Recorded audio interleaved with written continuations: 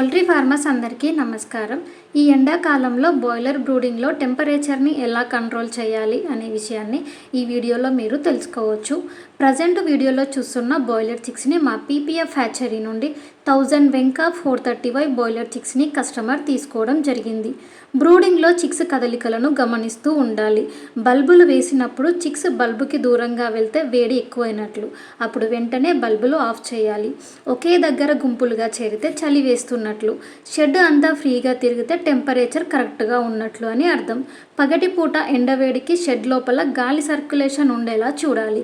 కాబట్టి ఉదయం 9 దాటాక షెడ్ పరదాలు ఓపెన్ చేసి ఫ్రీగా క్రాస్ వెంటిలేషన్ ఉండేలా చూసుకోండి. ఈ సమ్మర్లో టెంపరేచర్ కంట్రోల్ చేయడానికి నీరు చాలా ముఖ్యం. చిక్స్కి హీట్ స్ట్రెస్ తగ్గడానికి నీటిలో ఎలక్ట్రోలైట్స్ లేదా విటమిన్ సి పౌడర్ తప్పకుండా కలిపి ఇవ్వండి. బ్రూడింగ్లో ఉదయం ఎండ పెరిగే కొద్దీ హీట్ తగ్గించండి. కేవలం రాత్రిపూట మాత్రమే వాతావరణాన్ని బట్టి బ్రూడింగ్లో టెంపరేచర్ని మెయింటైన్ చేయండి.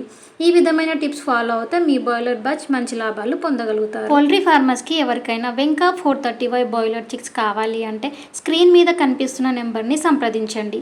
ఈ వీడియో కనుక యూస్ఫుల్ అనిపిస్తే లైక్ చేయండి, షేర్ చేయండి అండ్ అలాగే మా ఛానల్ని సబ్స్క్రైబ్ చేసుకోండి. Thank you for watching.